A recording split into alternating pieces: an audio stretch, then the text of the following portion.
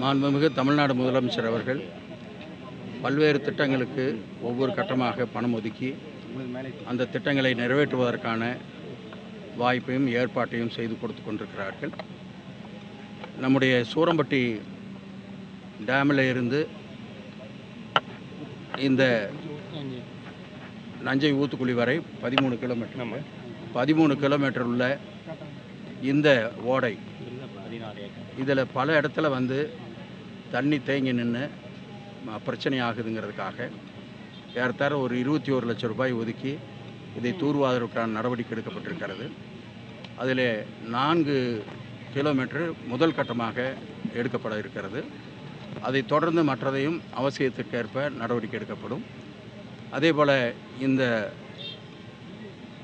ஓடையில் குப்பைகளை போடாமல் இருப்பதற்கு என்ன நடவடிக்கை எடுக்க வேண்டும் என்பதையும் யோசித்திருக்கிறோம். சில இடங்களில் இந்த குப்பை அதிகமாக எங்கே போடப்படுகிறதோ அங்கே வேலி அமைத்து கொடுக்கலாம் என்றும் நடவடிக்கை எடுக்கப்பட்டிருக்கிறது. இன்றைக்கு ஏறத்தாழ ஒரு 12 ஏக்கர் பரப்பளவு கொண்ட இந்த குளத்தை அங்கே இருக்கிற ஆகாய தாமரையை சுத்தம் செய்வதற்காக ஈரோடை அமைப்பின் மூலமாக நடவடிக்கை எடுக்கப்பட்டிருக்கிறது. இப்பொழுது இன்றைக்கு அவர்கள் பணியை துவக்கி இருக்கிறார்கள். விரைவாக அந்த பணியை முடிக்க இருக்கிறார்கள். அந்த 12 ஏக்கர் முழுவதும் ஆகாய தாமரையாகத்தான் இருக்கிறது. எனவே அத்தனையும் சுத்தம் செய்வதற்கு ஈரோடை அமைப்பு முன் வந்து அவர்கள் நடவடிக்கை எடுத்து கொண்டிருக்கிறார்கள். இன்றைக்கு தான் இந்த பணி இங்கே இது துவக்கப்பட்டிருக்கிறது. தூர்வாருகிற பணி பெரும்பகுதி முடிகிற நிலையில் இருக்கிறது. இந்த பணிகள் இங்கே செய்யப்பட்டிருக்கிறது. சார், திருமாவளவன் கடந்த சில தினங்களுக்கு முன்னாடி அதாவது நினைச்சா ஒரே நாளில் மதுக்கடைகள் மூட முடியும்னு சொல்லிட்டு இல்லை, அவர் சொன்னார். அதுக்கு எல்லாம் பதிலெலாம் சொல்லியாச்சு. கொள்கை ரீதியாக திமுகவுக்கு மாறுபட்ட கருத்து இல்லை, ஏற்கனவே இது சொன்னது தான்.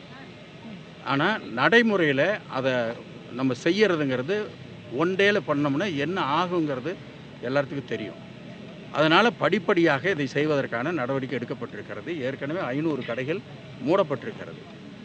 நாங்கள் அந்த கணக்கு எடுக்கிற பொழுது இப்போ சில நேரத்தில் என்னன்னாக்க சேல்ஸ் குறைஞ்சிருக்கான்னு செக் பண்ணுறாங்க.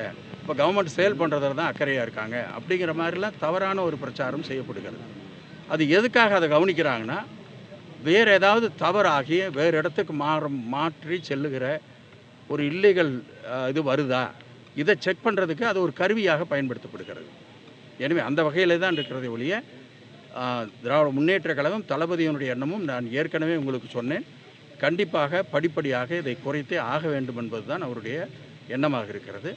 ஆனால் நடைமுறையில் திடீரென்று ஒரே நாளில் செய்தால் மிகப்பெரிய பிரச்சனையை சந்திக்க வேண்டி இருக்கும் என்ற காரணத்தால் தான் ஒவ்வொரு இடமாக பேசி அதை மூடுவதற்கான நடவடிக்கை எடுக்கப்பட்டு வருகிறது. படிப்படியாக குறைக்கணும்னு சொல்லியிருக்கீங்கன்னா, ஆனால் வந்துட்டு கடந்த 2 ஆண்டுகளில் மட்டும் 10,000 கோடி ரூபாய் அளவுக்கு சேல்ஸ் அதிகமாக இருக்குது, குடியாரோட எண்ணிக்கை அதிகமாக இருக்குதுன்னு சொல்லி புள்ளி விவரங்கள் சொல்லியிருக்கு. உங்களுக்கே தெரியும். இல்லை, நம்ம வந்து ஒரு கடையை நம்ம க்ளோஸ் பண்ணுறோம். க்ளோஸ் பண்ணோன்னா நம்ம திருப்தியாக முடியல. அவங்க வந்து பக்கத்தில் இருக்கிற ஒரு கடைக்கு போகிறாங்க. அங்கே வந்து இன்னும் வந்து அதிகமான பிரச்சனைகள் வருகிறது. இதெல்லாம் நடைமுறையில் நாங்கள் பார்க்குறோம். அதனால் வந்து ஒரு கடையை க்ளோஸ் பண்ண உடனே அங்கே இருக்கிறவங்க எல்லோரும் நிறுத்திட்டாங்கன்னு நம்ம வந்து நிச்சயமாக சொல்ல முடியாது. ஏதாவது கொஞ்சம் பேர் அதில் நிறுத்தி இருக்கலாம். அதுக்காகத்தான் இப்போ வந்து நாம் டிபார்ட்மெண்ட்டில் வந்து அவங்கள கவுன்சிலிங் பண்ணுறது, அது மாதிரி நிறைய சிஸ்டங்களை போட்டு நடவடிக்கை எடுத்துக்கிட்டு இருக்காங்க. எங்களுடைய எண்ணம் ஒரு காலகட்டத்தில் இருக்கக்கூடாது என்பது. இதை நடைமுறைப்படுத்துவதற்குள்ளாக மற்றவர்களை நாம் தயார் செய்து அதிலிருந்து வெளியிலே கொண்டு வருவதற்கான நடவடிக்கையும் எடுக்கப்பட வேண்டும்.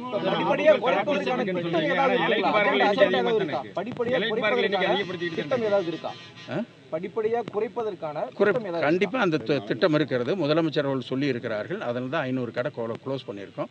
அடுத்த கட்ட நடவடிக்கையில் எந்தெந்த கடைகள் வரும் என்பது ஆய்விலே இருக்கிறது.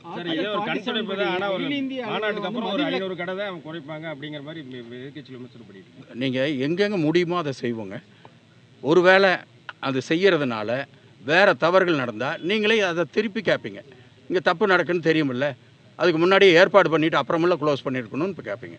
அதனால் கவர்மெண்ட் வந்து ரொம்ப பேலன்ஸ்டாக அவங்கள வந்து நம்ம இந்த பழக்கத்திலிருந்து வெளியில் கொண்டு வரணும். அதற்கான நடவடிக்கை எடுக்கப்படுகிறது. சில கிராமங்களில் போய் பேசுகிறாங்க.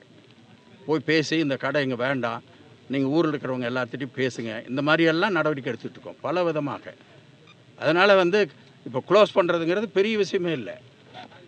ஆனால் க்ளோஸ் பண்ண பின்னாடி எனக்கு நடக்கிற விஷயங்கள் நம்ம எப்படி கட்டுப்பாட்டுக்கு கொண்டு வர்றது? திருமாவளவன் ஆர்டிகல் 47 படி அகில இந்திய அளவில் மது விலக்கை வலியுறுத்தணும். நம்ம கண்டிப்பாக அதை வந்து அப்போ மாநில அரசு ஒரு தீர்மானம் நிறைவேற்றி மத்திய அரசு வலியுறுத்துமா? மத்திய அரசு வந்து மது விலக்கை அகில இந்திய அளவில் கொண்டு வந்தால் மாநில அரசு மூட தயாராக இருக்குமா? மத்திய அரசு கொண்டு வந்ததுனாக்க அதை நாம் செய்வதற்கு தயாராக இருக்கிறோம். எம்பிஸ் 40 எம்பிஸ் அங்கே வலியுறுத்துவார்களா அகில இந்திய அளவில்? இல்லை, அதெல்லாம் முதல்ல கேட்டுக்கிட்டு இருக்கிறது. நம்ம வந்து இந்த மாதிரி க்ளோஸ் பண்ண இதை வச்சுக்கிட்டு இருக்கக்கூடாது அப்படிங்கிறதெல்லாம் வந்து நம்ம வந்து எலெக்ஷன்லேயே நம்ம சொல்லியிருக்கோம். தலைவர் அவர்கள் வந்த பின்னாடி ஒவ்வொரு ஆய்வுலையும் எந்தெந்த இடத்த நீங்கள் ஐடென்டிஃபை பண்ணியிருக்கீங்கன்னு எங்ககிட்ட கேட்டுக்கிட்டு இருக்காங்க. நாங்கள் அந்த மாதிரி இடங்களை ஐடென்டிஃபை பண்ணி கொடுக்குறோம்.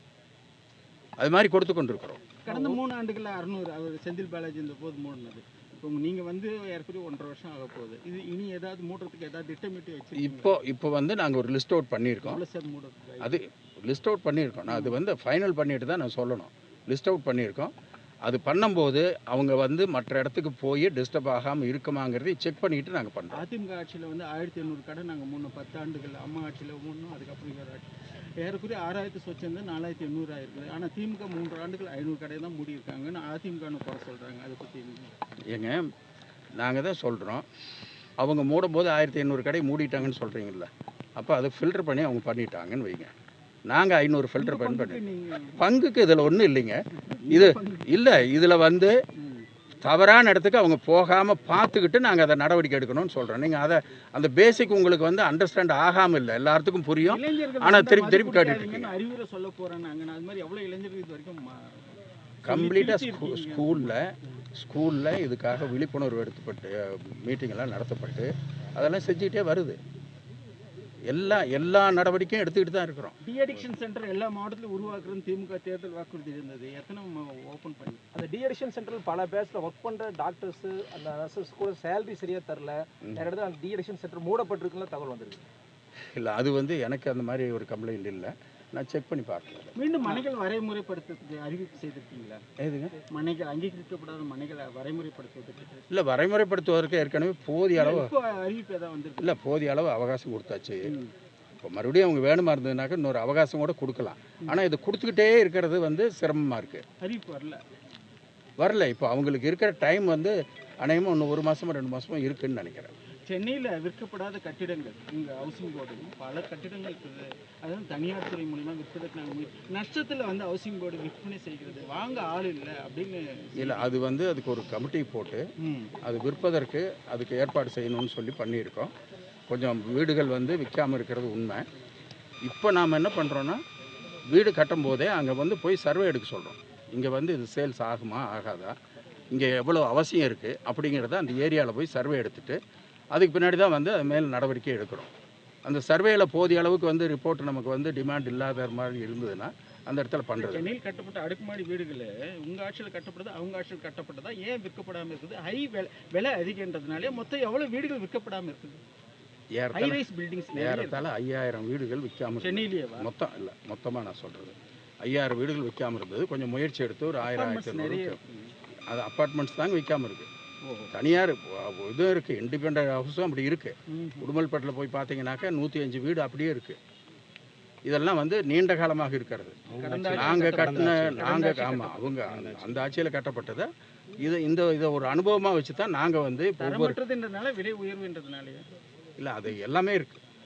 ஓகே, நீங்கள் வந்து பவானி பாசன கால்வாயில் தண்ணீர் திருட்டு நடக்குது அப்படின்னு சொல்லி எல்லாம் கம்ப்ளைண்ட் வந்திருக்கு. அதிகாரிகள் நடவடிக்கை எடுத்துட்டு இருக்காங்க. அது ஏதாவது தொடர்ச்சியான நடவடிக்கை இருக்குங்களா? இல்லை, எல்பிபி இல்லையா? இல்லை, அதாவது திருட்டுத்தனமாக எடுப்பதை அது மாதிரி இண்டஸ்ட்ரிக்காக இது மாதிரி எடுக்கிறத கண்டிப்பாக கடுமையான நடவடிக்கை எடுத்து அதை தடுப்பதற்கான நடவடிக்கை எடுக்கப்படும். தண்ணீர் வந்து போதிய அளவுக்கு விட்டுருக்கு. ஆனால் மழையே இல்லாத காரணத்தால் அந்த கடமடைக்கு சில இடத்துல கொண்டு போகிறது சிரமமாக இருக்குது. அதை வந்து அதிகாரிகள் தினந்தோறும் காலையிலிருந்து நைட்டு வரலாம் அதே வேலையை தான் பார்த்துட்ருக்காங்க.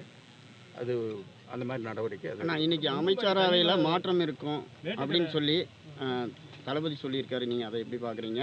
குறிப்பாக வந்து உதயநிதி ஸ்டாலின் துணை முதலமைச்சர் ஆவதுக்கான அந்த ஒரு ஏமாற்றம் இருக்காது அப்படின்னு சொல்லியிருக்காரு.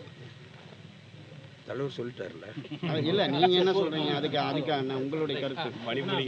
ஏங்க இது வந்து இந்த கட்சியினுடைய தலைவர் அவர், எங்கள் இதனுடைய முதலமைச்சர், அவர் சொல்கிறது தான் 100% எல்லாரும் வழிமொழிகிறோம். ஆமாம். அதனால தலைவர் என்ன சொல்கிறாரோ அதுதான். சின்ன ஈரோடு மாவட்டத்தில் போட்டியிடுன்னு சொல்லி அவர்கள் துணை முதல்வர் அறிவிக்க எல்லாரும் சொல்லிட்டு இருக்காங்க. அமைச்சரவையில் மூத்த அமைச்சர்கள்லாம் இருக்காங்க, அனுபவம் சார்ந்து அதிகமாக இருக்காங்க. அதெல்லாம் கட்சியில் எடுக்கிற முடிவுங்க. எங்கள் எம்எல்ஏஸ் கூடி எடுக்கிற முடிவு. அதனால் வந்து அதில் என்ன முடிவு கட்சியும் எம்எல்ஏஸும் எடுக்கிறாங்களோ அதுதான் முடிவு. அதுக்கு வந்து வேற என்ன மாறுபட்ட கருத்து யாரும் சொல்ல முடியாது. உதயநிதி ஸ்டாலின் அவர்கள் ஈரோடு மாவட்டத்தில் வந்து போட்டியிடணும் அப்படின்னு சொல்லி பல்வேறு மாவட்டங்கள் தீர்மானம் நிறைவேற்றிருக்கிறாங்க. நம்ம மாவட்டத்தில் இன்னும் நான் அன்றைக்கி ஒரு தீர்மானம் நிறைவேற்றிட்டேன்.